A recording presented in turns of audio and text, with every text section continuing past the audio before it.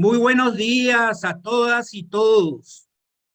En nombre de mi presidencia, el Comité Directivo y el Consejo Consultivo de la Asociación Latinoamericana de Sociología, saludarlos y agradecerles por acompañarnos hoy en la inauguración de nuestro PREALAS, rumbo al 33º Congreso Internacional ALAS México, del 14 al 19 de agosto. Mi saludo y agradecimiento a la presidenta del Congreso y vicepresidenta de la Asociación Latinoamericana de Sociología, doctora Angélica Cuellar, al presidente de la Asociación Internacional de Sociología, doctor Sari Hanafi, al vicepresidente de investigación de la Asociación Internacional.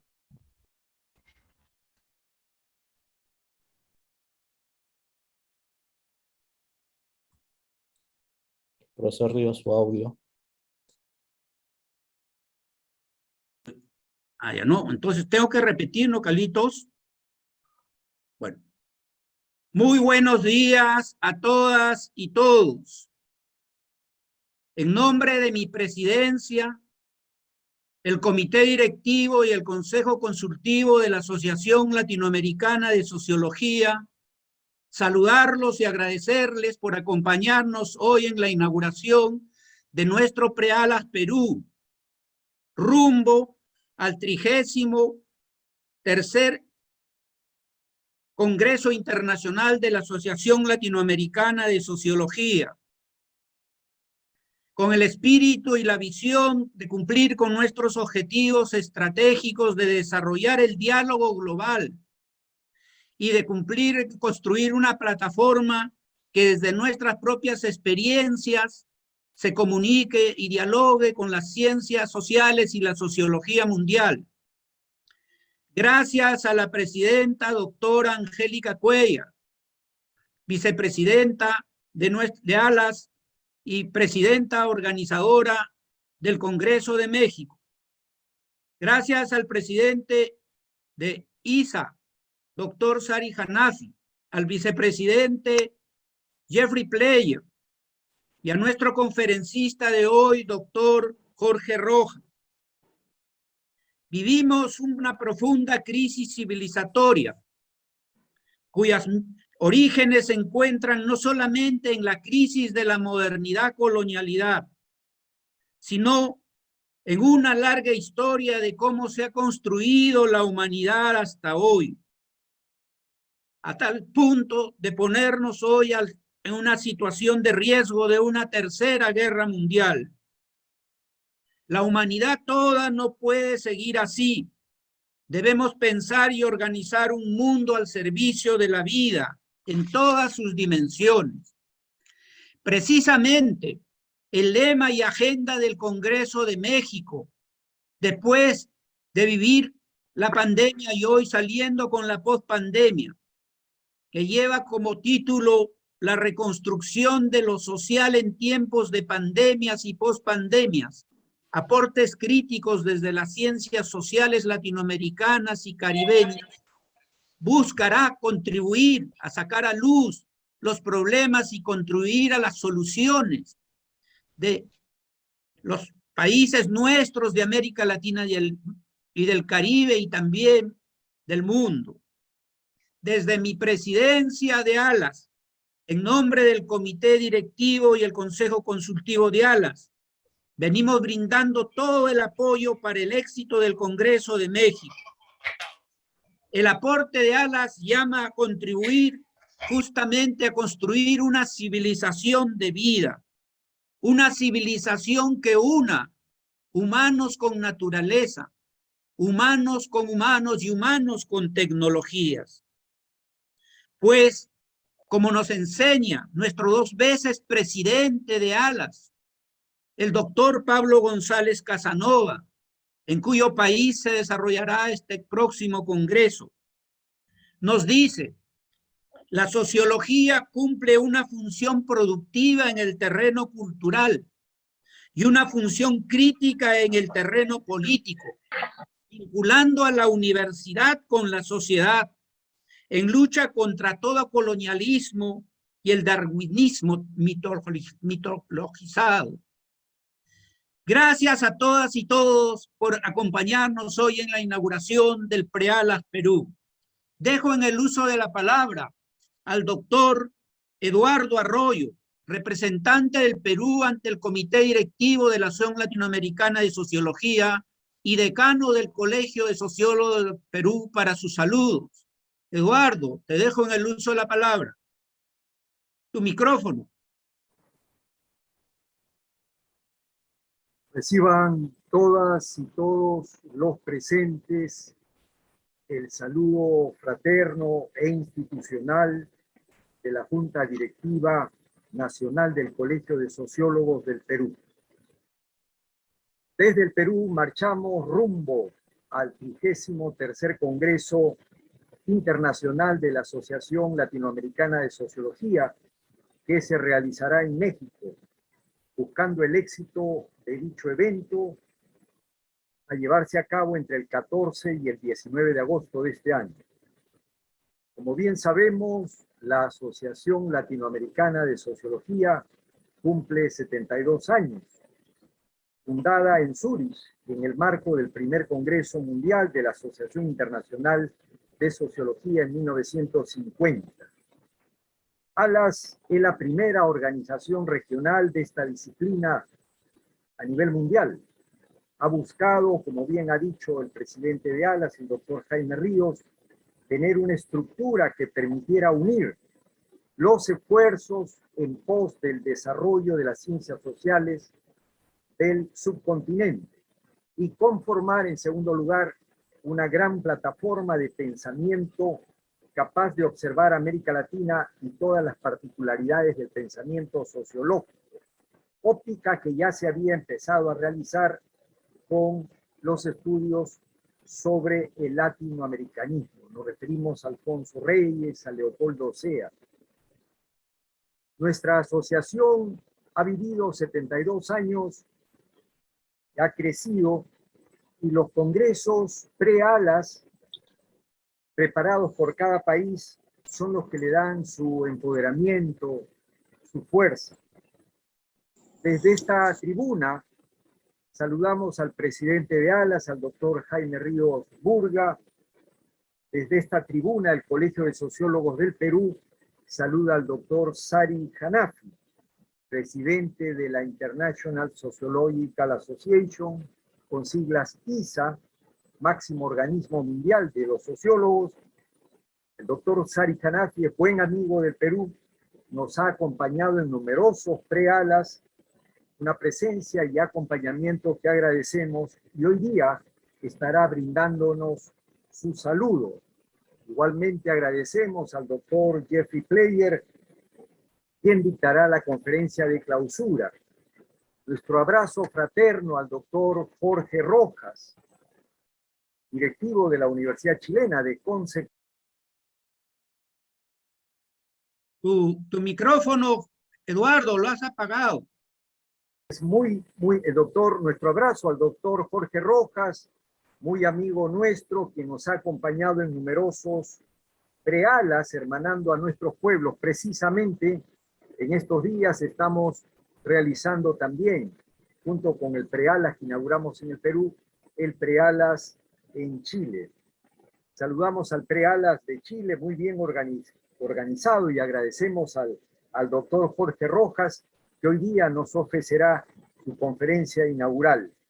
Finalmente, el Colegio de Sociólogos del Perú saluda y agradece la presencia de la doctora Angélica Cuellar, de la Universidad Nacional Autónoma de México, directiva de ALAS y presidenta de la comisión organizadora del 33º aniversario de ALAS.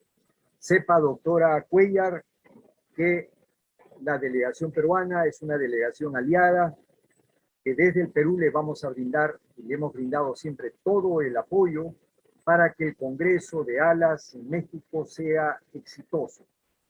México es un país hermano, un país amigo, es tierra de una gran civilización, patria de sociólogos muy queridos en el Perú, como don Pablo González Casanova, como Jaime Preciado, quien siempre nos ha acompañado en nuestros prealas, como la colega Raquel Sosa y otros más.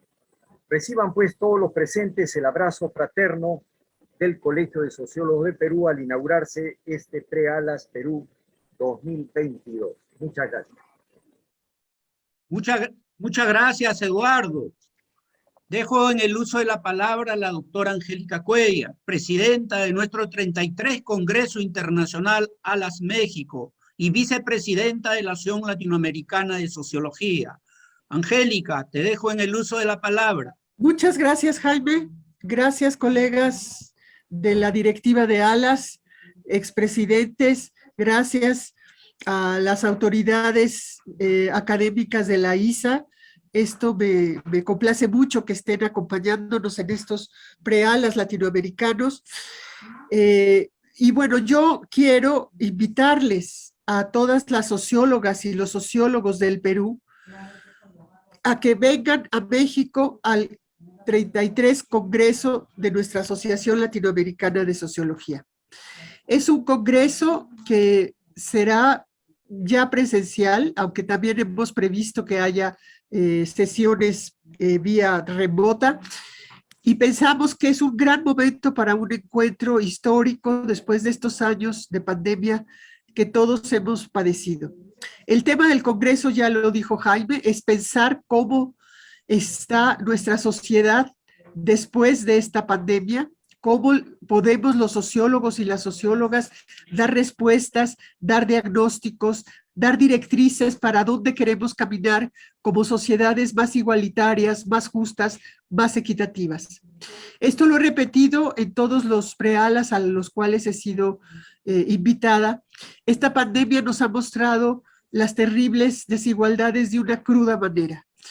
Somos una región muy desigual, muy inequitativa, y la pandemia ha puesto en la mesa de la discusión esta gran diversidad de inequidades, atravesadas por género, por raza, por condiciones laborales, por precariedad, por trabajo precario.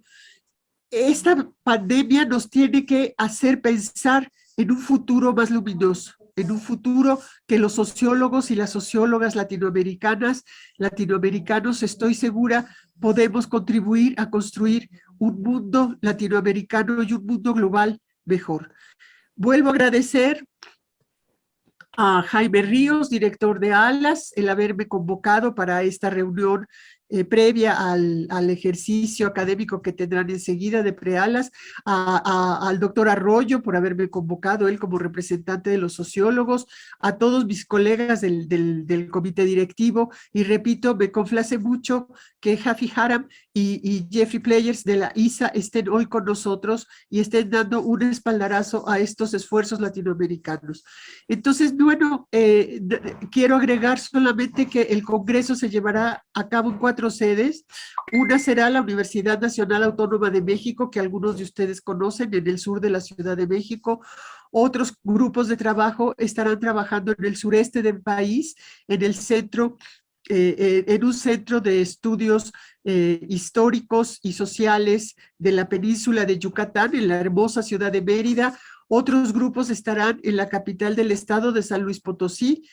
Otros grupos estarán en Guadalajara, en la Universidad de Guadalajara, donde está nuestro querido amigo Jaime Preciado. Entonces va a ser un congreso también que el Comité Organizador de México estuvimos viendo la bondad de que fuese descentralizado, que no todo fuera en la Ciudad de México ni en la UNAM, que intervinieran otros espacios geográficos y también otros horizontes académicos que queremos involucrar a este 33 Congreso de ALAS. Y bueno, es para mí de veras un enorme placer estar esta mañana con ustedes. Vuelvo a agradecer a Jaime y a Eduardo el haberme convocado para hacer esta invitación con mucho afecto, con gran ansiedad de que este congreso sea un congreso que marque la historia de nuestros congresos ALAS latinoamericanos, y que los que logren venir podamos tener un reencuentro bonito, un reencuentro que todos estamos deseando hace ya mucho tiempo. Otra vez, gracias Jaime, gracias Eduardo, y los convoco a que se inscriban. Hoy se sube a la página una prórroga más para escribir ponencias. Inscriban ponencias, tenemos 29 grupos de trabajo, todos muy interesantes, y estoy segura que todos y todas encontrarán allí un espacio rico para que expongan sus investigaciones y sus aportaciones. ¿Cómo pensaremos este mundo social después de esta pandemia? Muchas gracias otra vez y muy buenos días. Muchas gracias, Angélica. Muchas gracias a nuestra presidenta del 33 Congreso Internacional ALAS México y vicepresidenta de la Asociación Latinoamericana de Sociología. Dejamos entonces ahora sí los saludos del presidente de la Asociación Mundial de Sociología, nuestro estimado doctor Sari Hanafi. Carlitos, puedes ubicar el saludo.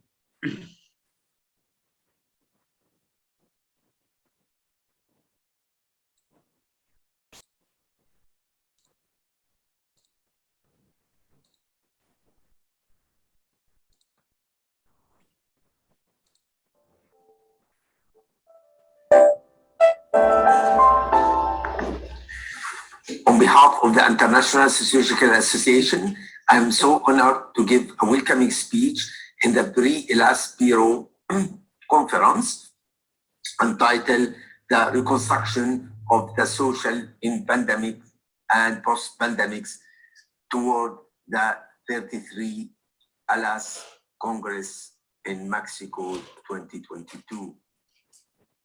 I would like particularly to thank Jaime Rodolfo Royos Burga for inviting me to do that. I wanted to talk about the post-pandemics of COVID-19, but as you know, what happened in Europe, I mean, it was very important to address this. So the Russian invasion of Ukraine that has rocketed the world is not only an isolated war, but also as an exceptional one. Exceptional based on its capacity to turn into a third world war, and more specifically, the risk of becoming a nuclear one. The eastward expansion of NATO is a provocation, or at least determination to not avoid the road to war. Yet, it doesn't at all justify this furious invasion and the unilateral stepping over the sovereignty of a country. The International Sociological Association released a statement during the beginning of the war expressing its deep concern with the Russian military offensive happening in Ukraine. For Isa and me personally, war is never an acceptable solution and is against all the values we uphold. The IDA stands in solidarity with the Ukrainian social scientists and with our colleagues elsewhere, including in the Russian Federation and Belarus, who have raised their voice against the war and have defended democracy and human rights. Here I will share my analysis, not only as a sociologist, but also as someone who lives in Middle East, bringing 4 lessons we may learn from this war. First, there is a double standard of Euro-American international relations, discourse, and practices. In the Global South, vocabularies such as resistance, boycott, and solidarity fighters have been banned, while these same terms have positive connections when describing the war in Ukraine.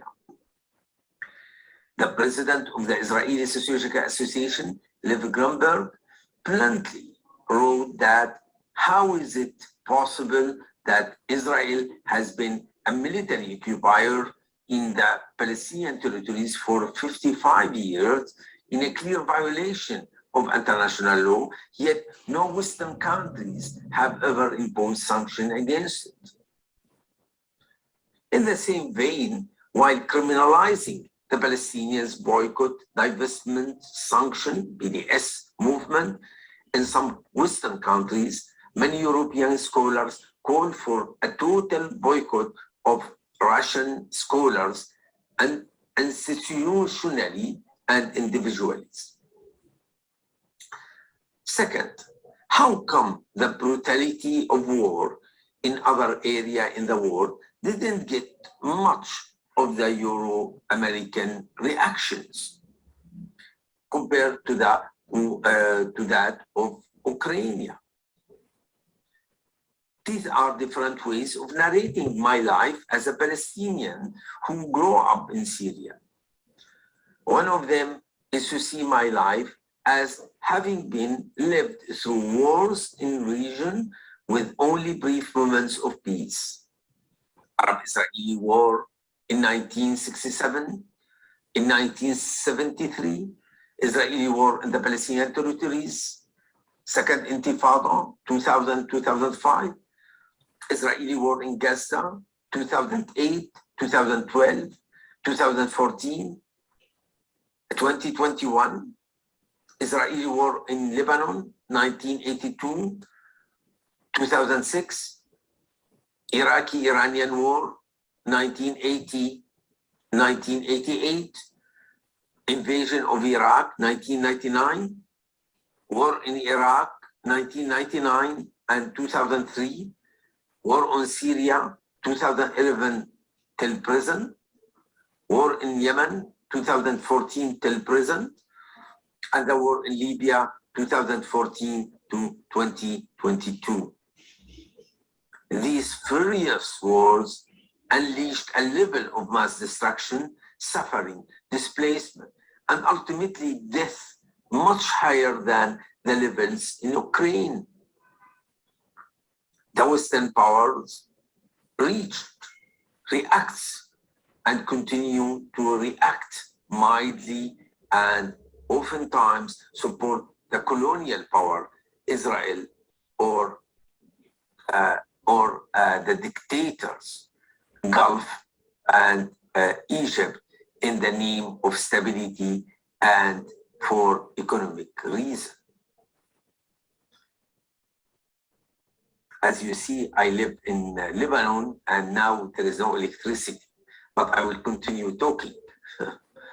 Third, some post-colonial critiques focusing on historical imperialism, on the current neo-colonialism, have been unable to see the effect of other emerging empires and the extent of brutality in conquering spaces of allegiances.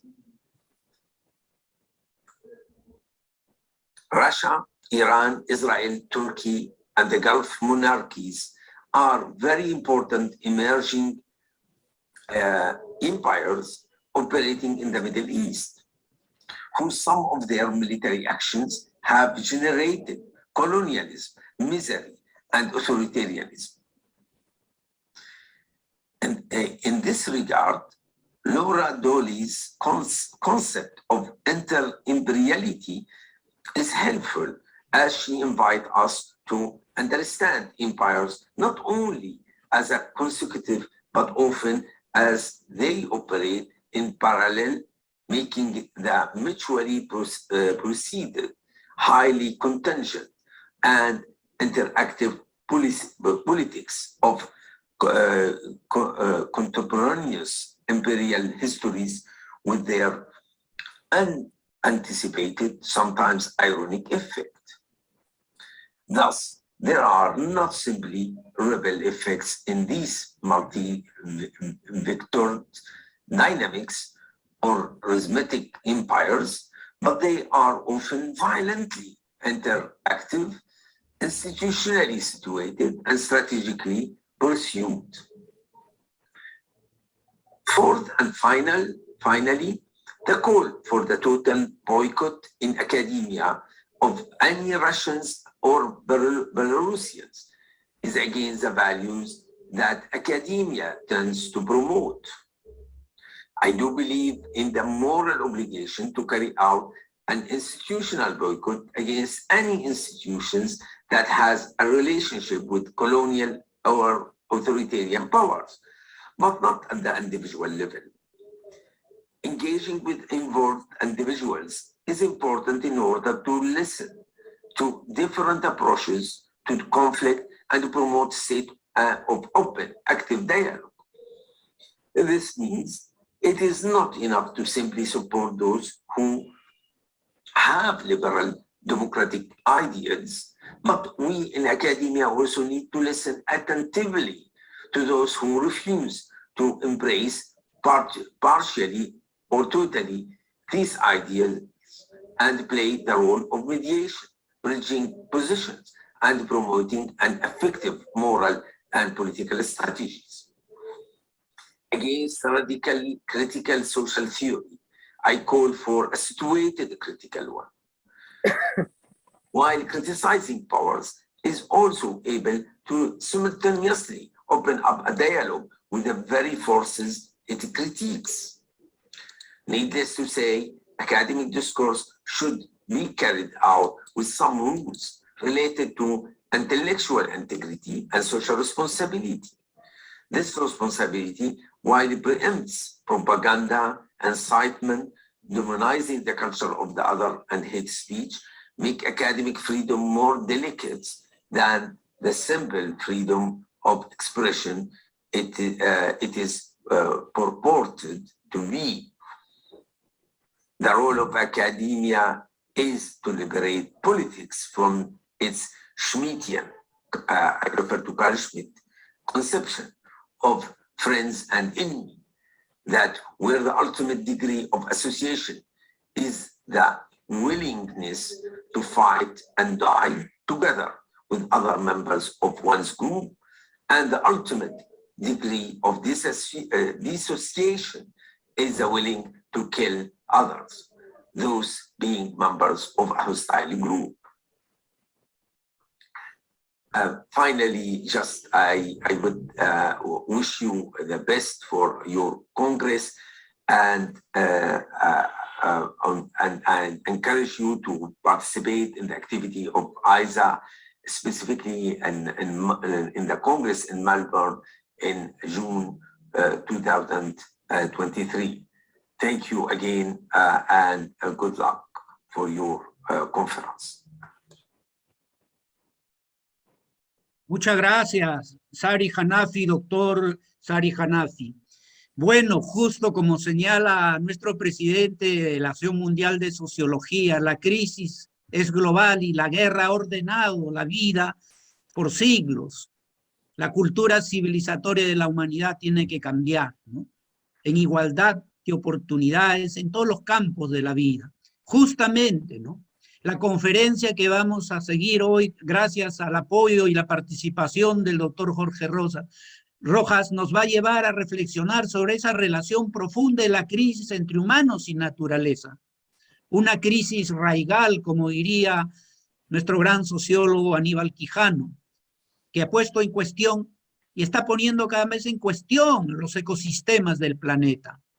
El doctor Jorge Rojas, investigador principal, justamente es decano y también ahora jefe de departamento de la Universidad de Concepción de Chile, presidente del Congreso, del 11º Congreso Nacional hoy en Chile y de Prealas Chile, nos va a reflexionar justamente sobre un tema central. Gracias, Jorge. Te dejo en el uso de la palabra.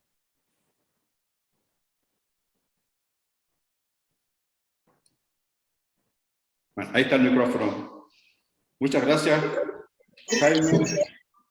Especialmente muchas gracias por la invitación, la confianza en que puedo decir algunas palabras, alguna reflexión sobre este importante tema, esta crisis ambiental, climática y todas las crisis que estamos viviendo. Saludo a todos los colegas presentes, de Perú, de México, al presidente de la Asociación Mundial de Sociología, que dijo unas palabras muy importantes que en general comparto. Quizás solamente habría que decir que estamos en una crisis de orden mundial. No hay un nuevo orden mundial. Quizás eso es un tema muy importante, y eso da lugar a que surjan muchos conflictos armados en regiones, y que también potencias en declive. Hemos tenido 2 grandes tsunamis políticos y militares a nivel mundial en el último tiempo, que ha afectado a Estados Unidos y también a la ex Soviet Unión. Eso no se pueden dejar de considerar esos temas que influyen también, digamos, en la invasión a Ucrania. Yo me solidarizo totalmente con las palabras del presidente, en el sentido que no es aceptable una invasión a un pueblo soberano, igual cual sea la potencia que lo haga. América Latina sufrió muchas de esas, pero también en Medio Oriente, ¿no es cierto? Y nosotros estamos por defender los derechos humanos, la soberanía y la vida, porque se está destruyendo vida y se está destruyendo también ciudades. Entonces, el eslogan del Congreso de México, la reconstrucción de la sociedad o de lo social, hay que pensar cuánto va a costar que un país como Ucrania se reconstruya socialmente, cuando son millones los que han debido abandonar su país, ¿no? Y también miles los que están falleciendo. Esto también es válido para Rusia, porque Rusia también está viviendo una crisis tremenda. Las guerras no las hacen los pueblos, las guerras las hacen las élites, digamos, que tienen intereses, digamos, internacionales, mundiales, y que están hoy día muy asociados en distintos países. Bueno, eso es como una introducción al tema. Quiero plantear al comienzo como 4 o 5 hipótesis centrales, digamos, que van a formar parte, digamos, de mi exposición. Primero, estamos viviendo un cambio climático que es irreversible, o sea que no hay vuelta atrás, y que es de carácter además geológico. Segundo, estamos viviendo una multicrisis mundial. No es solamente una crisis climática, sino que también, como lo dice el Congreso de Perú, también son las pandemias, también son las crisis sanitarias. Tenemos también una crisis de representación política que está afectando a todo el mundo.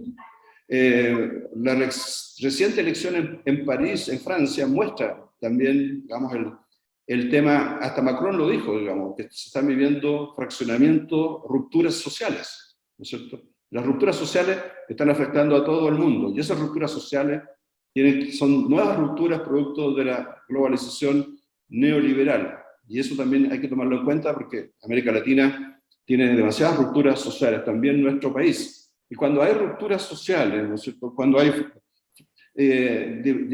mucha división en las sociedades, cuesta reorganizar la sociedad, porque cuando hay rupturas sociales se pierde el sentido de la sociedad, se pierde lo común de la sociedad, se pierde aquello que une a la sociedad.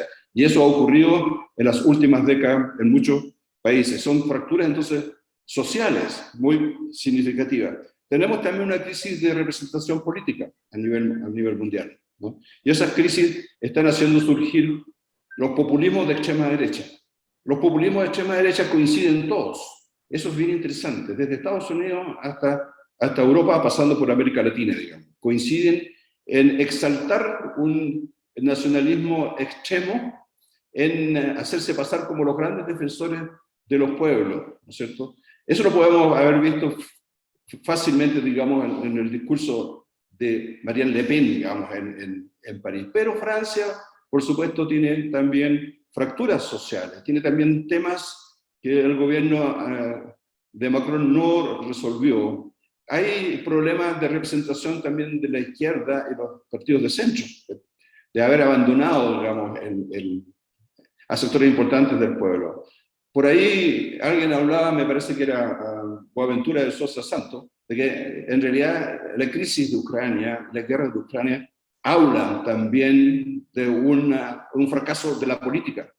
La política dejó de funcionar, digamos, a nivel mundial y se entusiasmó con el mercado global después de la caída del muro de Berlín. Entonces, tenemos esa...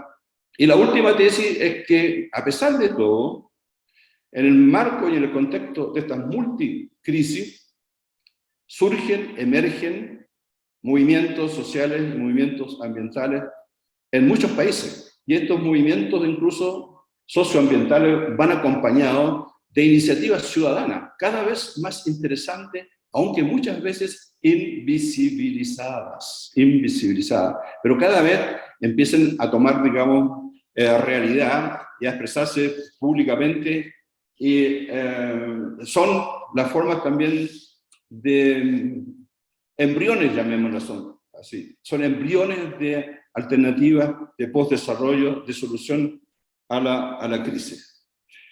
Bueno, lo que tenía preparado, los 3 temas de la conferencia, cambio climático, crisis y sociedad del futuro, se encuentran estrechamente relacionados. A la crisis climática de carácter global, con impactos locales, se agregan otras crisis como la sanitaria, la política, la de orden mundial deconstruido, que se expresa en invasiones y guerras brutales, cuyo caso más reciente afecta terriblemente al pueblo de Ucrania. Los profundos problemas que afectan a la sociedad moderna y al planeta de diversa naturaleza y dimensiones, históricamente generados y acumulados por el sistema capitalista, han sobrepasado y desbordado claramente sus capacidades de solución. Expertos que estudian la realidad global se refieren a los límites del crecimiento, de esta política de las últimas décadas de crecer, crecer y crecer, de la explotación de los recursos naturales y también de sobreexplotación de la vida humana, que se expresa en desigualdades, pobreza, desprotección sanitaria, mala calidad de la educación, bajas rentas, pensiones y trabajo precario, incierto y remunerado. Al respecto, Antonio Guterres, al inaugurar la cumbre climática de Glasgow, COP26, advirtió a los líderes mundiales presentes sobre el incremento alcanzado por las emisiones de CO2 y el peligro real de sobrepasar los límites del 1,5 grados de temperatura del planeta, que fue lo que se acordó en París en 2015. Textualmente indicaba Guterres: estamos cavando nuestra propia tumba. Basta de tratar a la naturaleza como un váter o un recipiente. Basta de quemar, perforar y minar nuestro camino. Así lo decía, digamos, en noviembre del 21. Por otra parte, ante la ausencia de China, que es responsable del 28% de las emisiones de CO2, y Rusia, responsable de un 5%, que se han comprometido solamente a lograr la neutralidad de carbono en 2060, y no el 2050, como se acordó en París. Guterres indicaba: hay un déficit de credibilidad mundial. Prometen esa neutralidad, decía él, sin que se trace una senda clara de reducción de sus gases de efecto invernadero para esta década. Y terminaba, digamos, muy precisamente y de manera muy radical: queda muy poco tiempo para actuar. Yo asumo totalmente este planteamiento de Guterres. Queda muy poco tiempo para actuar. Algunos dicen 10 años, son 20 años. Es muy poco el tiempo que queda para frenar, digamos, el cambio climático. La Tierra, el planeta, todos sabemos, y hay muchos estudios al respecto, es limitado. La Tierra no puede crecer. La Tierra en realidad no crece. Por lo tanto, no se puede plantear, como lo hacen, digamos, los economistas y también en la política, de promover un desarrollo, un crecimiento ilimitado. El planeta no es ilimitado, no hay crecimiento ilimitado. Por lo tanto, hay que optar por otro modelo de desarrollo que no esté basado en el crecimiento económico, que por lo demás tampoco distribuye igualitariamente. Eso ya lo sabemos, que a pesar de los grandes avances que ha tenido la economía a nivel mundial, después de la Segunda Guerra Mundial, especialmente en el fin del siglo XX y siglo XXI, a pesar de esos grandes avances, la distribución sigue siendo inequitativa y hay una cantidad importante de personas que viven en la marginalidad, que viven en la pobreza o que tienen trabajos precarios, ¿no? El precariado, diría nuestro amigo Klaus Derrer, gran profesor de la Universidad de Jena, la Universidad de Hegel y donde Karl Marx hizo su doctorado en Alemania. Klaus Derrer, con quien trabajo, estamos publicando un libro sobre las grandes transformaciones globales. Él y otros intelectuales inventaron este concepto del surgimiento de un nuevo proletariado que sería el precariado, distinto al proletariado del siglo, digamos, XX. En relación a los límites, a los problemas del cambio climático, lo voy a decir muy sintéticamente para, digamos, no usar demasiado tiempo porque ya Jaime me advirtió del tiempo que tenía, ¿no es cierto? Y hay que respetarlo, por supuesto. Según el IPCC, el panel intergubernamental de cambio climático de las Naciones Unidas, en su informe ya del 2013, caracterizaba primero el cambio climático como inequívoco e irreversible. O sea, inequívoco significa no hay ninguna duda de que el cambio climático es acción antrópica, es una acción producida por la acción humana. Porque hubo un tiempo en que algunos intelectuales sostenían que el cambio climático era normal, que correspondía a lo que siempre había ocurrido a nivel mundial, etc., que no creían en el cambio climático. Pero ahora hay tantos datos, son miles de estudios que se hacen, digamos, a nivel mundial, en todos los países, que el IPCC revisa y que sistematiza y va entonces construyendo las evidencias del cambio climático, ¿ya? ¿Cuáles son? Inequívoco e irreversible. Irreversible significa no hay vuelta atrás. ¿Por qué no hay vuelta atrás? Porque el dióxido de carbono dura más de 100 años. Su biodegradación dura más de 100 años en la atmósfera, digamos, en el subsuelo y en los mares, donde se deposita. Entonces, las emisiones que nosotros estamos construyendo ahora van a durar 100 años más también, ¿sí? Y la política trabaja por 4 o 5 años, entonces no trabajan, digamos, con esos plazos del cambio climático. Por eso que es, digamos, irreversible, porque se ha acumulado demasiado, digamos, hay una excesiva concentración de dióxido de carbono en los lugares en que se deposita, y el planeta no tiene la velocidad, la capacidad para biodegradar, digamos, estas sustancias, digamos, que generan el efecto invernadero. Se caracteriza por producir, primero, calentamiento de la atmósfera y del océano, disminución de hielo y de nieve, aumento del nivel del mar. Si se aumenta el nivel del mar, bueno, van a desaparecer islas y está afectada, digamos, las ciudades costeras, aún aquellas que están un poco lejos de la costa. Porque si crece el mar penetra, digamos, por los ríos, y esto puede llegar a Nueva York o a ciudades que están un poco más anchos, digamos, de la costa, ¿no es cierto? Y el mar ya se está elevando por los deshielos, digamos, los deshielos que se están produciendo, digamos, en los polos, ¿no? Producto del elevamiento de las temperaturas, ¿no? Si los océanos se calientan, eso impacta, digamos, primero impacta, digamos, a los peces, y algunos necesitan alimentación, y la alimentación se produce en profundidades heladas, entonces se obligan a migrar. Igual como hay migración humana, hay migración también de otros seres de peces. Y también, digamos, las turbulencias se incrementan, huracanes son más frecuentes y son más intensos, producto del calentamiento, digamos, atmosférico. Aumentan las concentraciones de gases de efecto invernadero. Bueno, esas son las características. ¿Cuáles son los impactos? Los impactos, según el IPCC, 2013, siempre datos de 2013, que hoy día son totalmente vigentes. Primero, digamos, reducción de las cosechas. ¿Por qué se reducen las cosechas? Bueno, por los eventos extremos, pero también por la destrucción del suelo productivo, ¿no? El suelo productivo es escaso a nivel mundial, igual que el agua. Cada vez hay menos suelo productivo. Y si hay menos suelo productivo, hay también crisis alimentaria, digamos, ¿no? Entre paréntesis, sabemos que la guerra en Ucrania afecta también la producción de grano, ¿no es cierto? que suministra a diversas partes del mundo. Entonces ahí también se está afectando también una crisis alimentaria. Reducción entonces de las cosechas. Eso está ya ocurriendo. Destrucción de vivienda. Bueno, ya hay muchos desastres, digamos, en lugares, digamos, cercanos a la costa. Aumenta los precios de la comida. Sí, hay crisis del suelo, ¿no es cierto?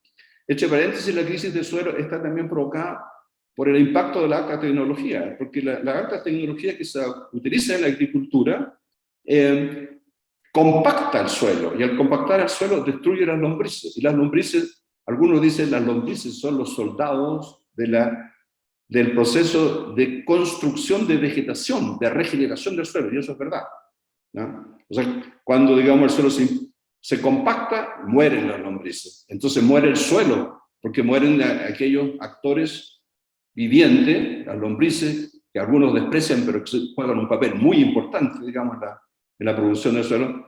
Ahora se está discutiendo eso, está discutiendo en todas partes, digamos, el cambiar estas tecnologías que antes se introdujeron, digamos, para mejorar la producción, ¿no es cierto?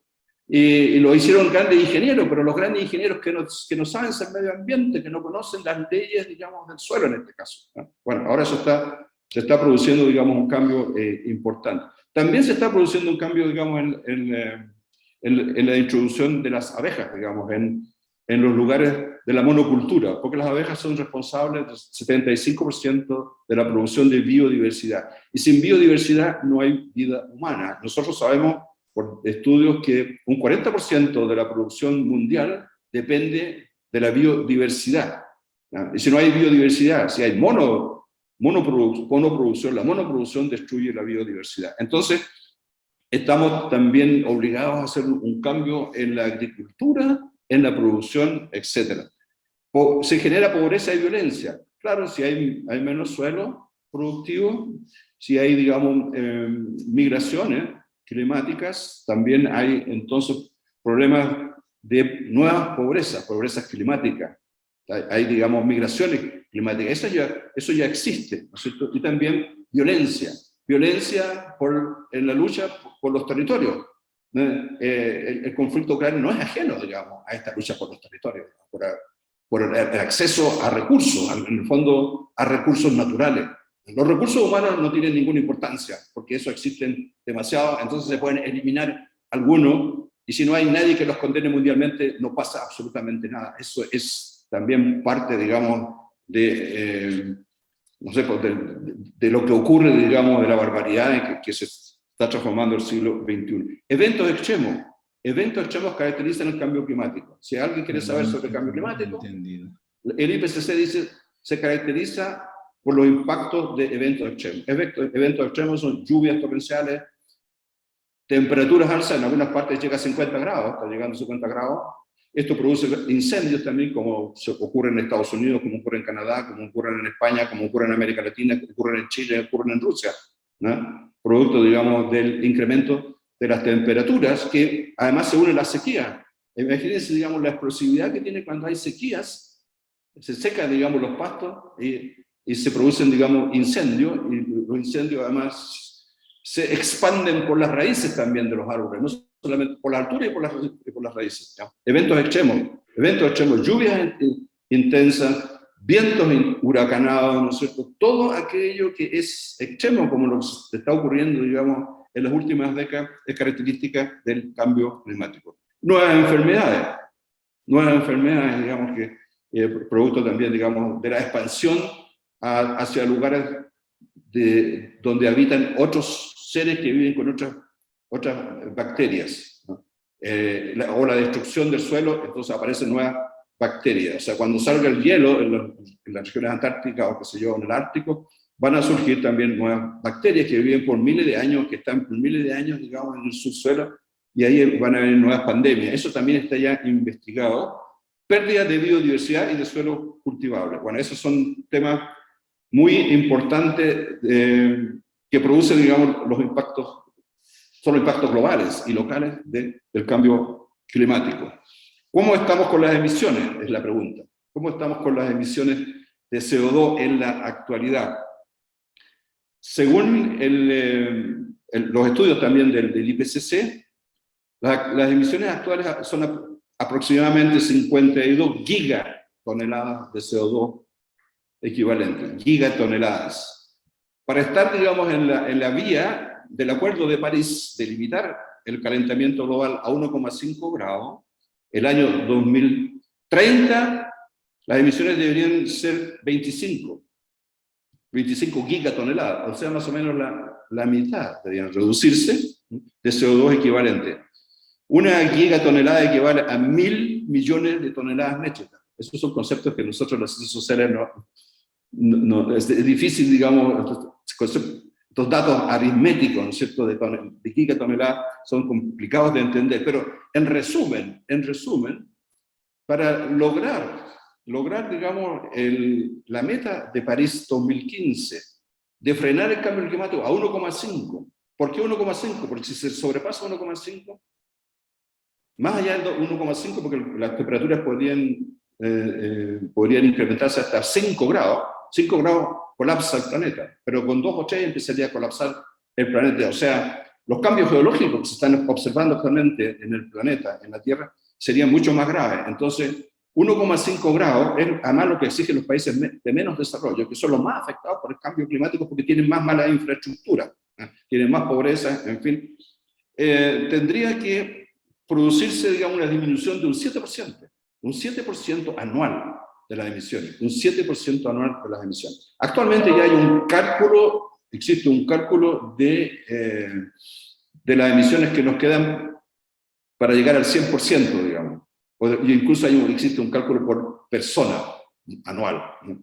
Y cada vez es menos. Entonces, si uno viaja en avión, ya puede gastarse las emisiones que le quedan, ¿cierto? Las emisiones que nos quedan son como un crédito. Es como que el banco nos dice, señor, usted puede gastar tanta plata y no puede sobreavanzarse, digamos, porque si no va a caer en bancarrota.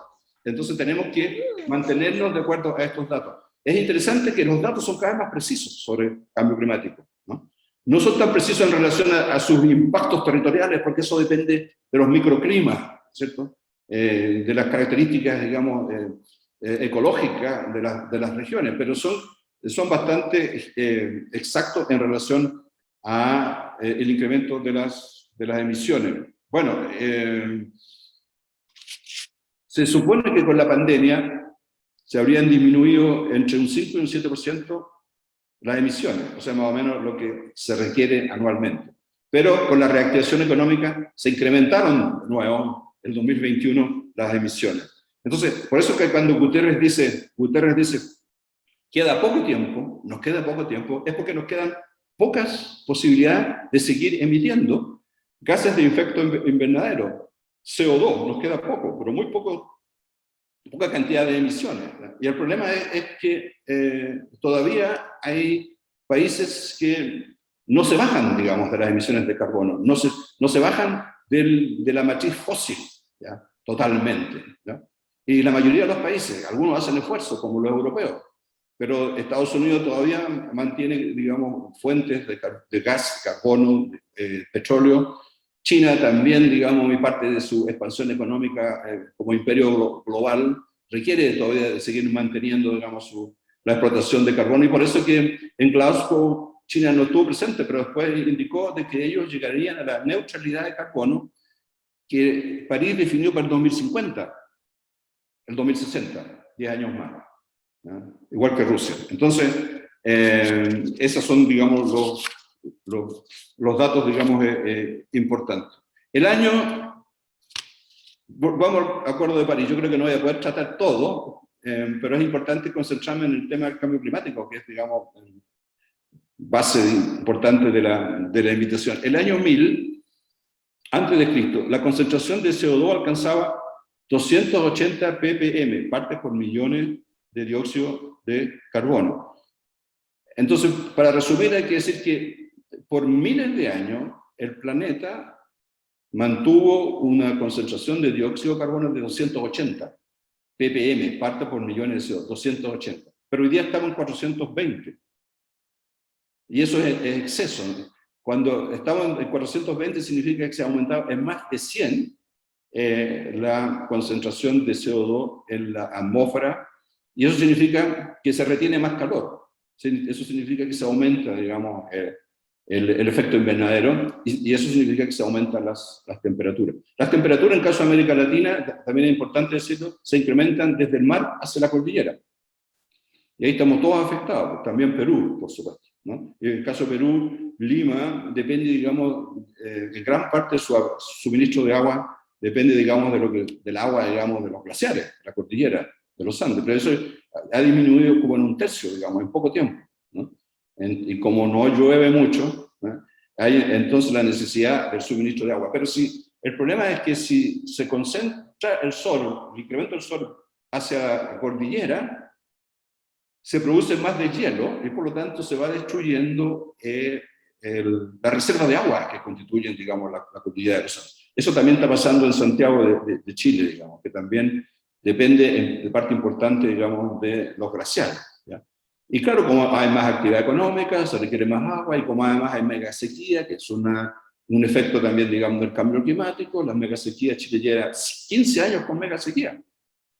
Entonces hay lugares que no tienen agua, especialmente en el norte chico hasta Puerto Montt, o sea, una extensión de más de 2.000 kilómetros de distancia con escasez hídrica, y eso afecta no solamente la producción, sino que afecta también, digamos, la actividad humana, digamos. Bueno, el tema entonces es que no se puede seguir incrementando la concentración de CO2, ¿no?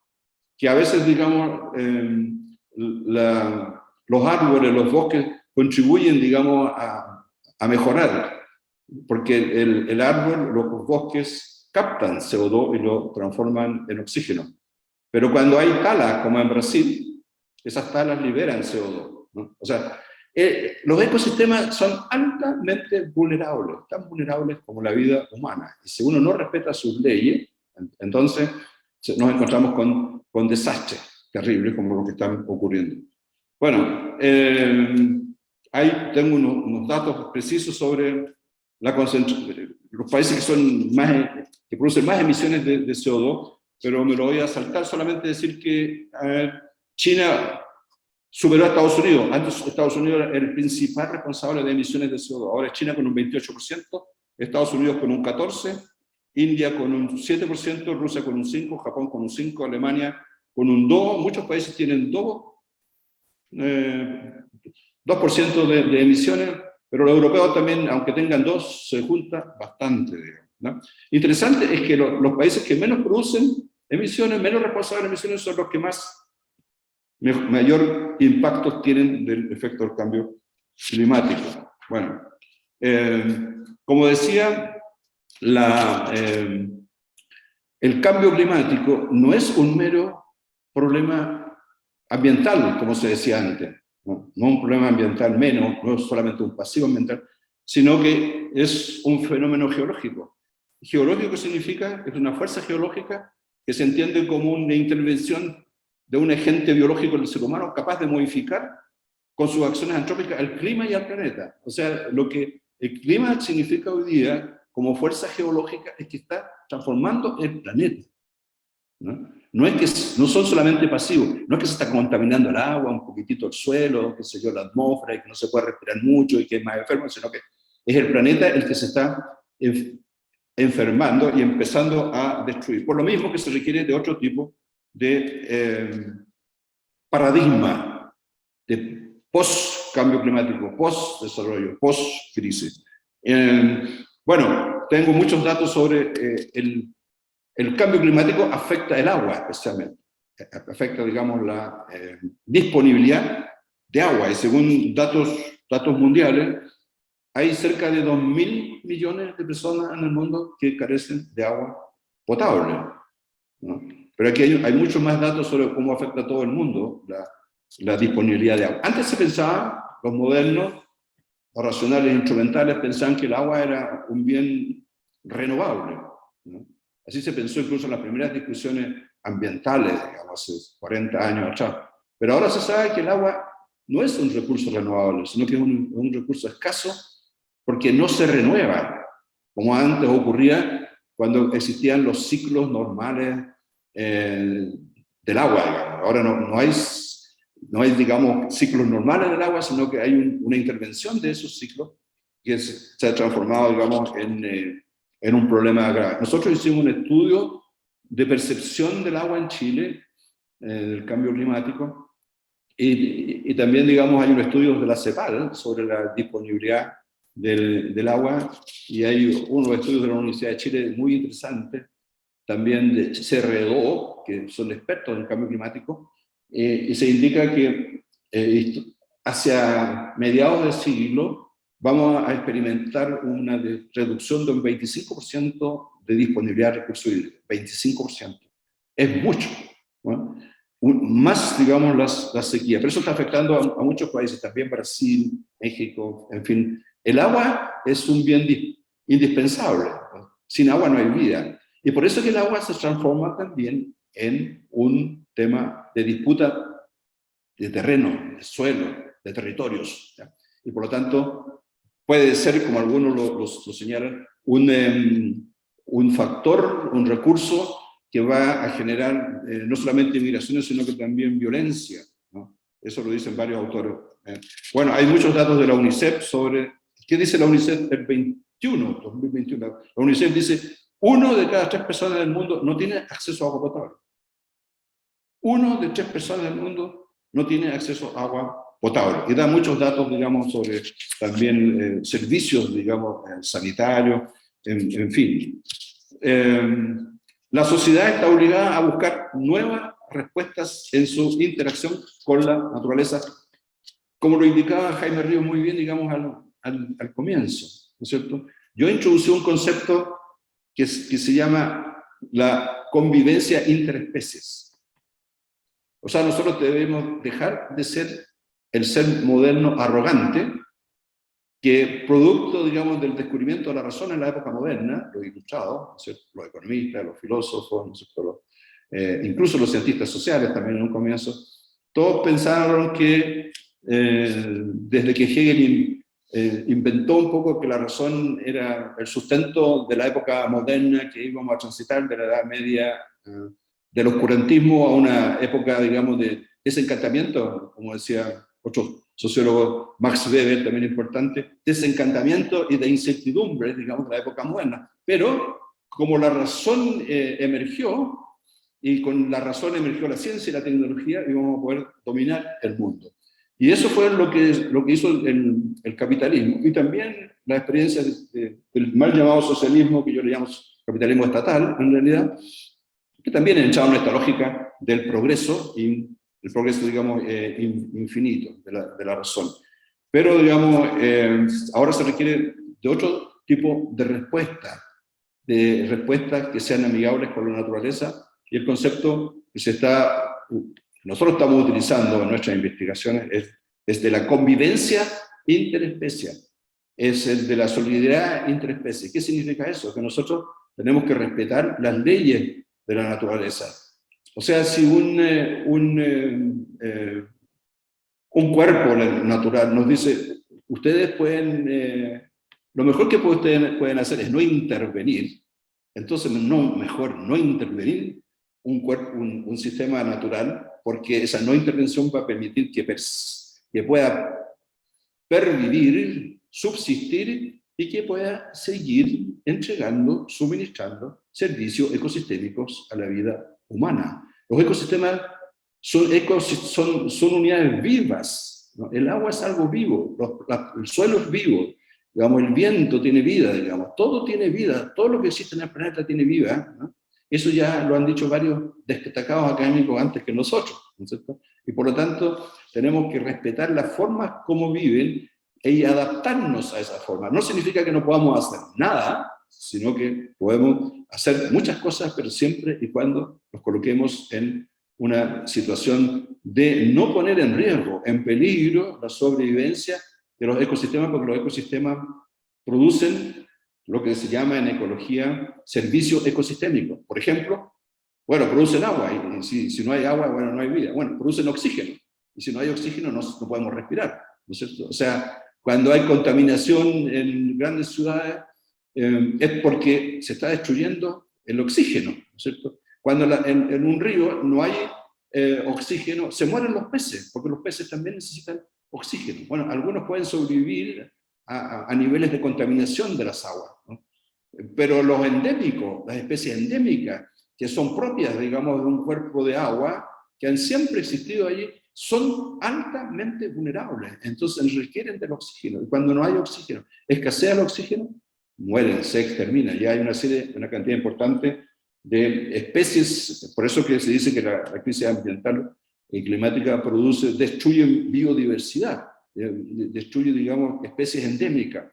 Y si destruimos especies endémicas, estamos destruyendo la base nuestra. Es igual que destruir vida humana. Cuando uno mata a alguien, a un pueblo, está destruyendo no solamente personas, sino que está destruyendo también su cultura, sus relaciones humanas, su calidad, su, digamos, solidaridad, sus maneras de entenderse con la naturaleza, sus maneras de entenderse con otros. Todo aquello que es un valor, digamos, en el desarrollo de una civilización que respete, digamos, la vida humana. Entonces se requiere de una nueva relación con la naturaleza que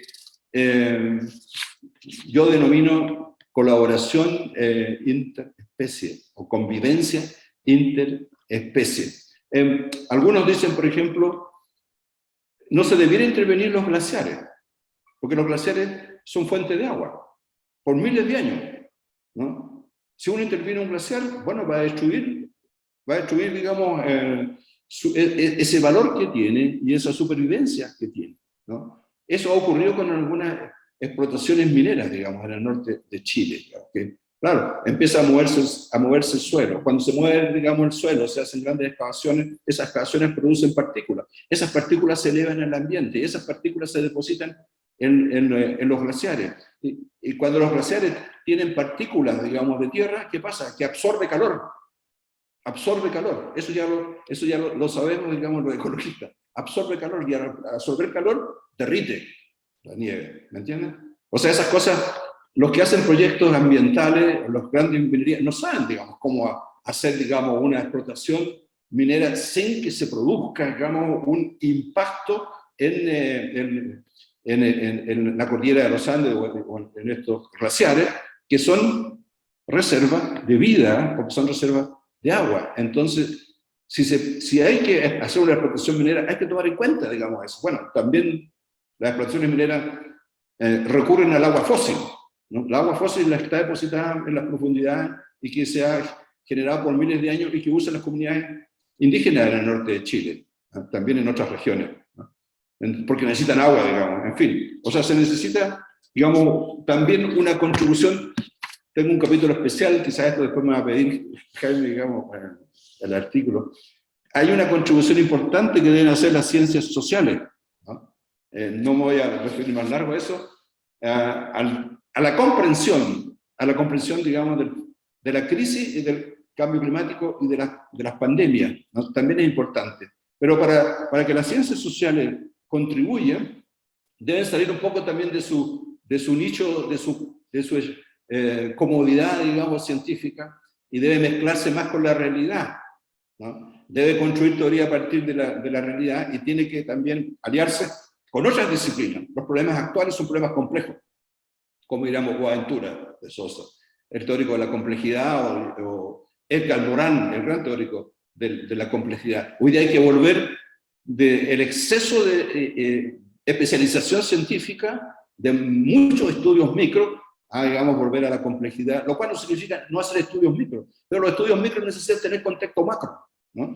Y para eso entonces las ciencias sociales tienen que entrar a la cooperación interdisciplinaria, y las universidades, que juegan un papel muy importante, y tenemos excelentes universidades como la San Marcos y otras en Perú, digamos, y en toda América Latina, la UNAM, en México, Brasil, bueno, Sao Paulo, excelentes universidades. Las universidades tienen que cambiar también su paradigma y dejar de formar, como en el siglo pasado, a profesionales para la era industrial, y ahora tienen que formar profesionales para la era post-industrial y post-climática y post-pandémica. Y eso significa unir disciplinas. No significa, digamos, poner fin a las profesiones de la disciplina, sino que significa, digamos, contaminar a las profesiones, contaminar digamos, a las disciplinas con otras disciplinas para entender mejor los problemas. Quizás para ir como cerrando, yo diría que la crisis, como se acostumbra a decir, o las crisis, son también oportunidades de desarrollo, ¿no?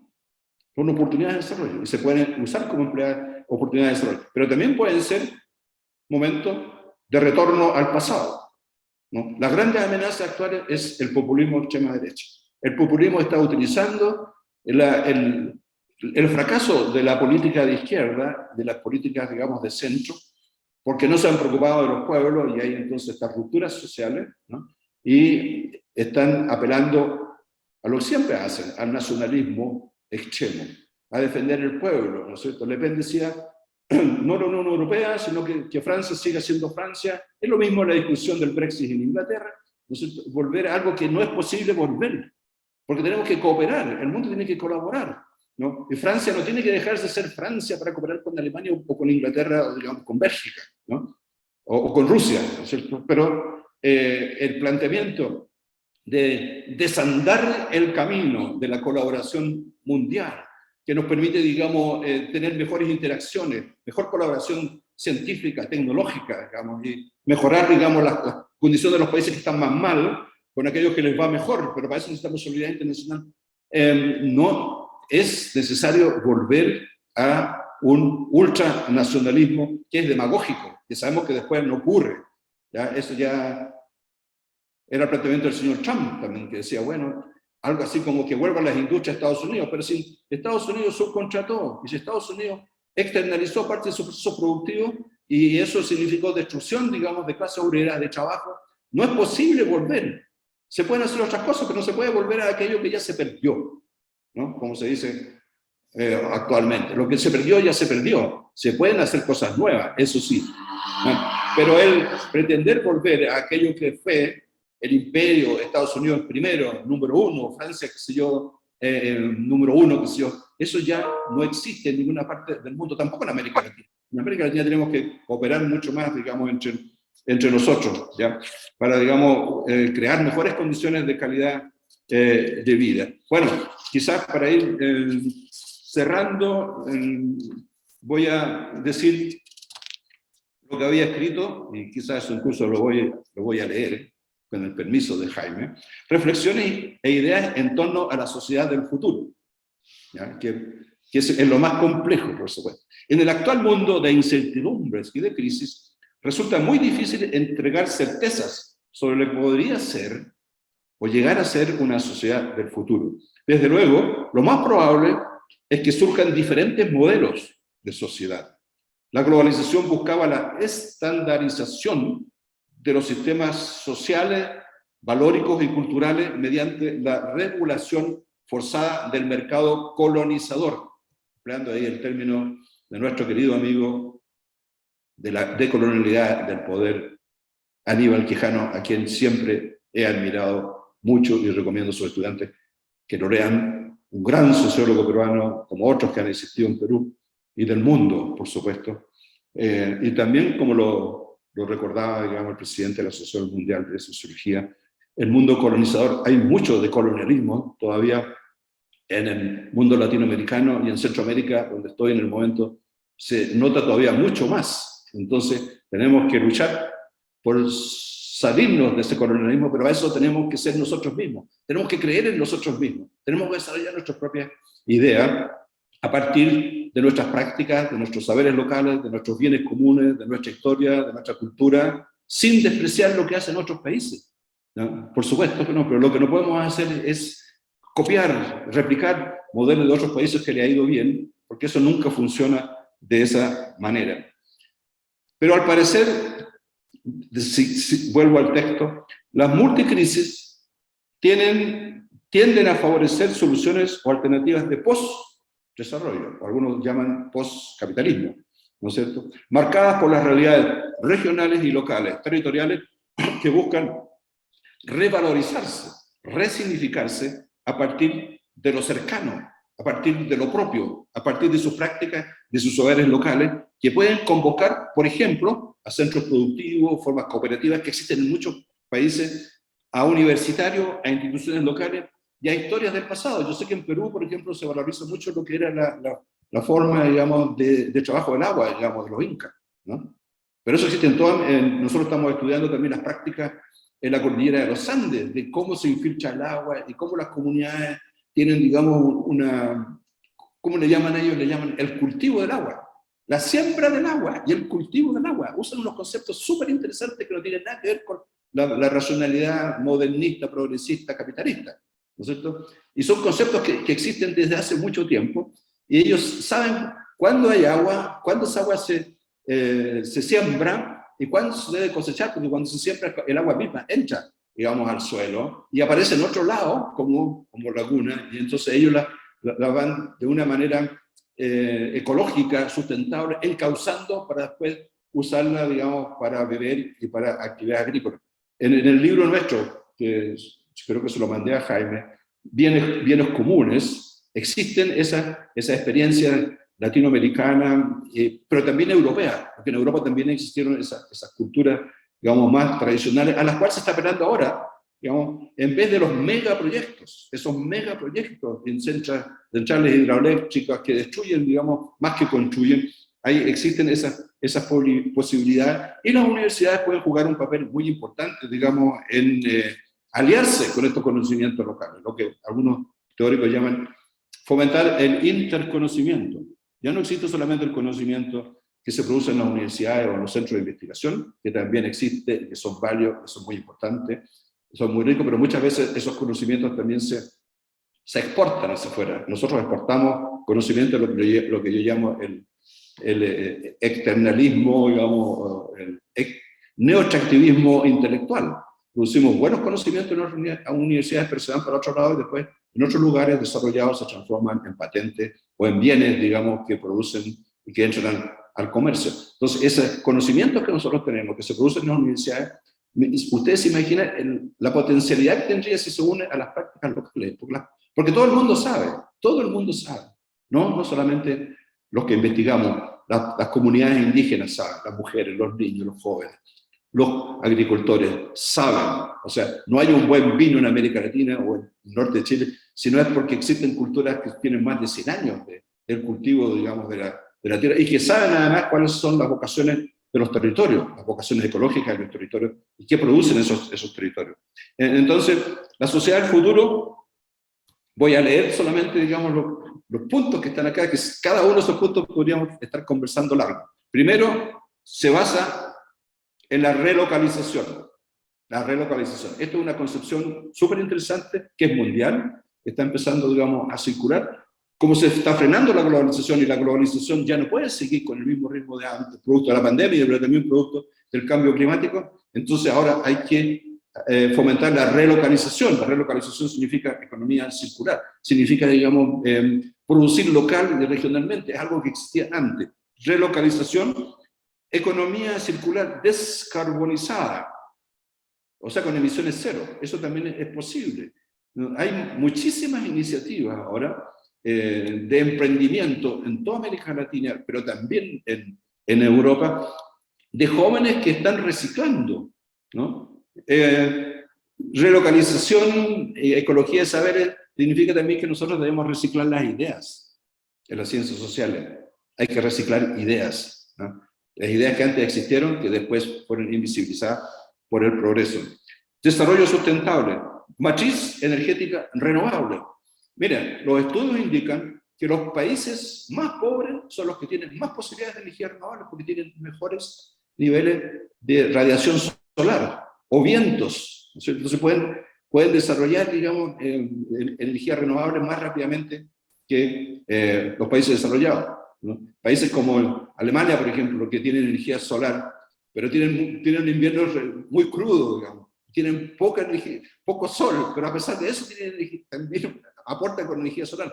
Pero Chile, en el norte de Chile, Perú, y los países de Centroamérica, Cuba, Panamá, México, son riquísimos en energía solar, ¿ya? Y ahora la energía solar está mucho más barata que antes. Antes se decía, no se puede, no tenemos las tecnologías, son muy caras. No, es verdad. Cada vez es más barata la energía renovable, y lo que ahora se está haciendo, lo nuevo en energía renovable, es que se combinan en distintos tipos de energía. Por ejemplo, la solar con la eólica. O sea, cuando no hay viento, hay un depósito de energía producida por la energía solar. Cuando no hay sol, hay energía porque se provee energía eólica, ¿ya? Esos son los nuevos inventos. O sea, cada vez se potencia más las energías. De hecho, en el norte de Chile hay enormes inversiones en energía solar, y Chile podría abastecerse completamente de aquí, digamos, a 20 años con energía solar y eólica, digamos, en el sur, pero hay otra energía también, varios matriz, qué sé yo, hay un montón de energía. Lo que falta es la voluntad política, es la decisión y el apoyo, digamos, científico y tecnológico para avanzar. Sistemas de educación, salud, previsión social de carácter públicos. Eso es algo que la pandemia nos ha indicado que ha faltado, ¿no es cierto? Salud pública. Los países que tienen mala salud pública son los que fueron más afectados por la pandemia. Empezando por Estados Unidos, que tienen todo un sistema privado. Los sistemas privados funcionan cuando tenéis sociedades de clase media, que era el modelo norteamericano. Pero Estados Unidos ya tiene 40 millones de pobres, ¿no? Entonces, para los 40 millones de pobres necesitas salud pública, educación pública. Si no, quedan al margen. Y son los más afectados, digamos, por la salud. Pero toda América Latina está muy afectada por la salud. Pero también esto lo vimos en Italia, en Europa, que la pandemia afectó a aquellos sectores adultos mayores con menores recursos, con mayor capacidad, con menor infraestructura en salud, ¿no? ¿Qué es lo que nos dijo Castel cuando Manuel Castel era ministro de Universidad en el centro del gobierno español? Se le preguntó por las lecciones. ¿Cuáles son sus lecciones, señor Castel, sobre la pandemia? Castel dijo dos. Primero, el mundo ya no va a ser nunca como fue. Y segundo, dijo, nosotros podemos influir a que el mundo sea como nosotros queremos que sea. Y tercero, dijo, la lección más importante es que la salud es la infraestructura. La salud es la infraestructura de la sociedad. Nosotros sabemos que el concepto de infraestructura es la base, ¿cierto? En el concepto de Marx, pues, la infraestructura. Entonces, él decía con mucha justicia, Manuel Castel, la salud es la infraestructura de la sociedad. O sea, tenemos que tener un buen sistema de salud público, lo cual no excluye que exista lo privado, pero un buen sistema de salud público que ayude, digamos, porque como alguien decía muy bien, la pandemia ha tenido un impacto inequitativo, por supuesto, afecta más a los que tienen menos recursos, a los que no tienen, digamos, hospitales. Si ustedes mandan a la gente al confinamiento, al aislamiento, ¿cómo se aísla una población que no tiene espacio? Que no tiene casa, que no tiene metros cuadrados suficientes, que no tiene barrios suficientes, que no tiene lugares donde salir a caminar, a disfrutar del aire libre, digamos, de la naturaleza, de un bosque. Eso existe, claro, en varias capitales, en Lima, ¿no es cierto?, fantásticos lugares, en Santiago igual, ¿no es cierto?, en Buenos Aires, en fin, en Berlín. Pero hay lugares en que parte importante de la población vive realmente en aglomeraciones urbanas con graves problemas de falta de espacios verdes, que son muy importantes, digamos, para incrementar el sistema inmunológico. Entonces, se requiere de sistema de educación, salud, pensiones públicas, salud pública, que es lo que produce la integración social también, la cohesión social, y es lo que protege a la población. Todo esto en gran parte existió en América Latina, pero se empezó a destruir con el modelo neoliberal.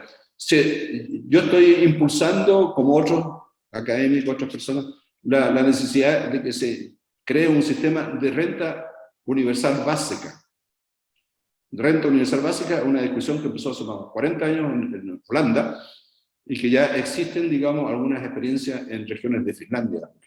Una renta universal o básica significa que cuando alguien llega a mayoría de edad, 18 o 16 años, obtiene una renta que le permite después acumular, le permite vivir, digamos.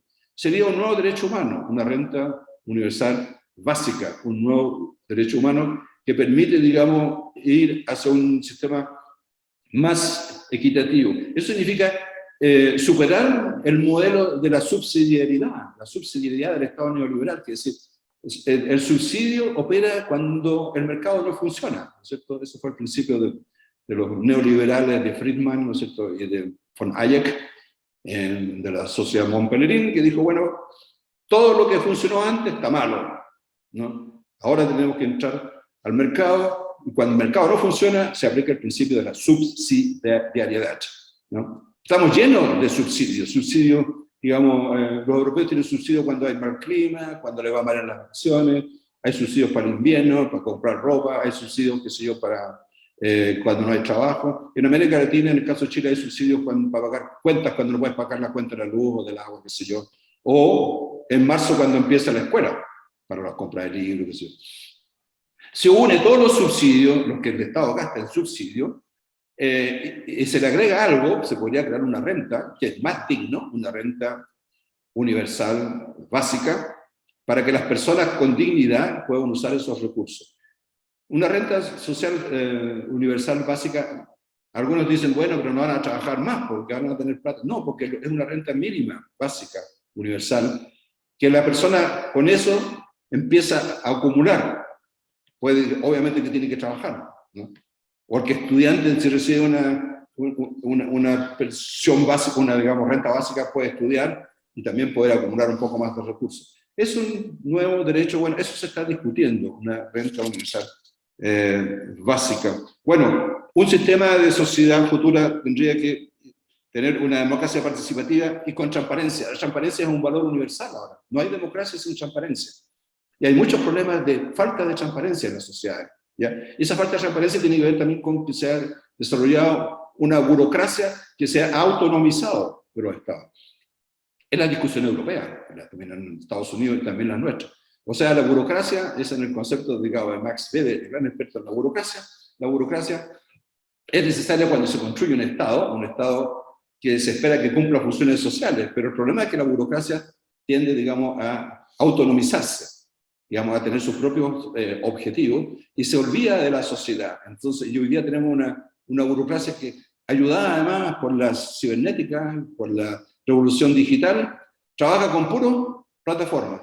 Entonces, señor, su pregunta será respondida cuando corresponda, y no hay más respuestas personalizadas. Esa burocracia es una burocracia, digamos, se ha transformado en un sistema de dominación.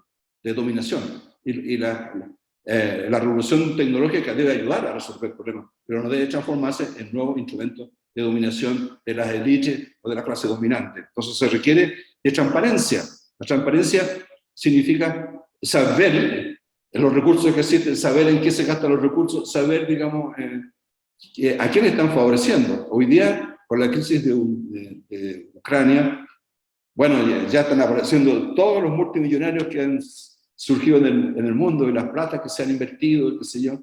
A la señora Le Pen, en cierto sentido le fue mal también, porque ya se sabe que recibió plata de un banco ruso, y que tiene una deuda enorme con un banco ruso. Entonces sus cercanías con Putin tienen que ver también con deudas. Pues. Y cuando uno entra a una élite, esa élite se transforma en un sello corporativo. Todos empiezan a defenderse a sí mismos, y eso atenta en contra de la democracia. Pues la transparencia es lo que permite, digamos, que haya un buen funcionamiento de la sociedad. Se requiere de una sociedad con una ciudadanía informada, consciente y empoderada. Y eso la universidad tiene que jugar un papel importante también, en que los jóvenes aprendan a hacer cosas, y no solamente aprendan a reproducir, digamos, las competencias de las distintas profesiones, sino que aprendan, digamos, a innovar para generar cosas nuevas en nuestras sociedades. Y los jóvenes son, por excelencia, talentosos. Hay muchos niños y jóvenes talentosos en América Latina. Se requiere también de una nueva forma de gobernabilidad, que nosotros llamamos la gobernanza regional local descentralizada, ¿no? Nosotros sabemos en el concepto, digamos, si seguimos el concepto de González Casanova, ¿no?, del gran, digamos, teórico mexicano, ¿no es cierto?, de Pablo González Casanova, que existe el colonialismo interno, y una forma de colonialismo interno es la colonización de las regiones. Las metrópolis colonizan las regiones, sacan los mejores productos, sacan los mejores talentos, y dejan, digamos, el suelo degradado, y dejan las regiones que no se desarrollan, ¿no es cierto? Y la política contribuye porque dicen, ¿cómo le vamos a dar autonomía, independencia de las regiones? Vamos a tener distintos estados, qué sé yo, y se pone en cuestión el estado de la república. Eso se discute en Chile. No. Hay regiones, mire, Atacama tiene un cierto ingreso per cápita parecido al de Gran Bretaña por la minería, que son más de 20.000 millones de dólares. Pero la Araucanía, que es muy pobre, que tiene enormes conflictos, tiene 5.000 dólares per cápita. Y los dólares per cápita de Chile, promedio, son más de 20.000. Entonces, hay desigualdades enormes, digamos, en las regiones, y se requiere entonces de autonomía de las regiones, para que las regiones elijan a sus propias autoridades, y si eligen a sus propias autoridades, la legitimidad, diría Jürgen Habermas, la legitimidad va a depender de sus electores y no del centro, que lo comanda, digamos, y le dice, haz esto o haz esto otro, o construye esta infraestructura o no la construyela así o no la construyes de esta manera, porque, digamos, tiene que ver con los intereses de la metrópoli. Las metrópolis se han transformado en los neocolonizadores de las regiones, ¿no? Por eso que en Chile ahora hay mucha indignación porque la Convención Constitucional está discutiendo la formación de un parlamento constituido por una cámara solamente de diputados y una especie de cámara de regiones, en vez de senado, de regiones. Dicen, entonces van a hacer desaparecer el Senado. Bueno, esas instituciones existen en otros países también. Bueno, gobernanza, entonces, un nuevo tipo de gobernanza. Un nuevo tipo de gobernanza requiere... La gobernanza se inventó en la década de los 90. Y la gobernanza es una forma, yo le llamo, relacional o horizontal de gobierno, de gestión. O sea, donde todos los actores concurren y no el sistema tradicional del siglo XX, digamos, del presidente, el gobierno, el primer ministro y sus ministros regionales, locales, sus autoridades locales, sino que es una convergencia de autoridades que toman decisiones sobre las regiones. Esa es la gobernanza. Estamos hablando también de gobernanza del agua hídrica, o sea, cuando hay problemas para resolver un problema en una localidad con menos agua, hay que poner en acuerdo a los distintos actores que tienen derecho o que tienen acceso o no tienen acceso al agua, pero la necesitan, para que se pongan de acuerdo y creen un sistema más sustentable, más eficiente y más equitativo de la distribución de este recurso escaso. Respeto y reconocimiento de los pueblos originarios, eso es algo también que está en discusión en muchos países, unos están más avanzados, otros están más atrasados, y es muy importante, digamos, que eso se produzca, se está discutiendo fuertemente también en Chile. Buenas relaciones de género, o sea, se tiene que avanzar mucho en la igualdad de género, en el respeto, digamos, los derechos de la mujer, respeto de los derechos humanos. Bueno, las mujeres juegan un papel muy importante, digamos, en la sociedad, ¿no? Desde el punto de vista, digamos, de que tienen una visión muy distinta a la visión masculina, tienen valores diferentes, ¿no es cierto? Socializan muy bien, digamos, en la familia, y es muy importante entonces sus aportes en todos los ámbitos de la vida política, social, cultural e internacional. Respeto a los derechos humanos y de la naturaleza, con el concepto de colaboración de interespecie, respetuoso de los derechos soberanos de otros pueblos. Trabajar entonces, esto significa trabajar en un nuevo proyecto humano emancipador con estos valores apoyados en los bienes comunes, en la relocalización, en la economía circular, en la gobernanza local, en el respeto, digamos, a los derechos de todos. Bueno, eso es lo que yo quería, digamos, presentar. Espero haberlo expresado de buena manera. El tema era de alta complejidad y tengo un documento de 15 páginas, digamos. Yo traté de hacer hoy una síntesis enfatizando los temas más centrales. Repetir que si trabajamos con esta matriz nueva, que son valores para una nueva época, también podemos combatir, digamos, los temas actuales de polarización, de posverdad y el crecimiento, digamos, de la ultraderecha, que atenta en contra de los derechos humanos, en contra de la democracia, también en contra de la libertad. Y tenemos que preocuparnos, digamos, de trabajar en una nueva matriz de desarrollo, un nuevo paradigma en las universidades. Las ciencias sociales, la sociología, digamos, juegan un papel muy importante, digamos, en la discusión con la sociedad. Un nuevo paradigma ya no va a surgir nunca más de una élite. El nuevo paradigma surge de una nueva forma de convivencia, digamos, de la emergencia de una sociedad más proactiva, más consciente. Es lo que yo llamo, estamos pasando de la emergencia de la política, de la política que en cierto modo condujo a los países muchos.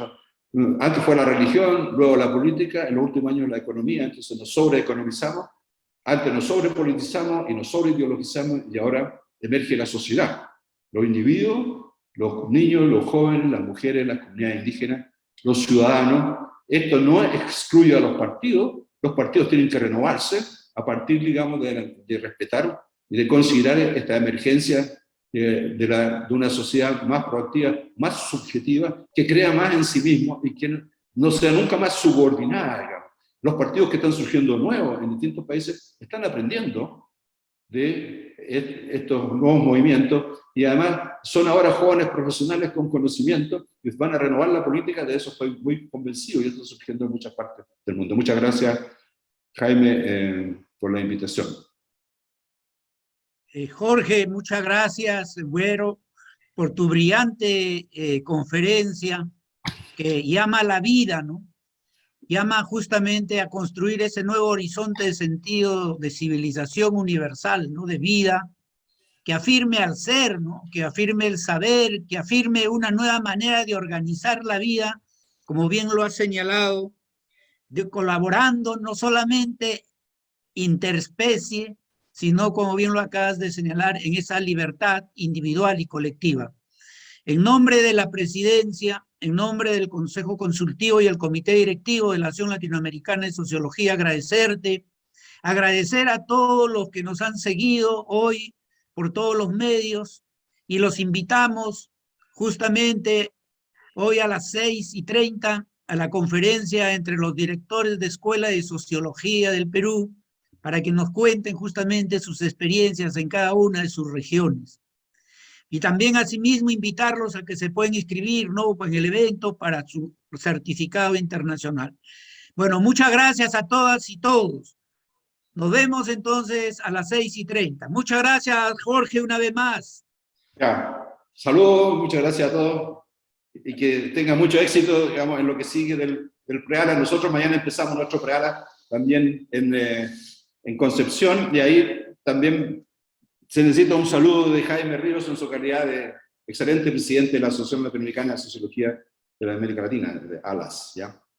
Así Muchas gracias. Tienes que Muchas decir gracias. algo. Te van a invitar, digamos, a que den una conferencia o no, un saludo. Un saludo. Muchas gracias, Jorge. Muchas gracias. Que estés bien. Gracias. Gracias.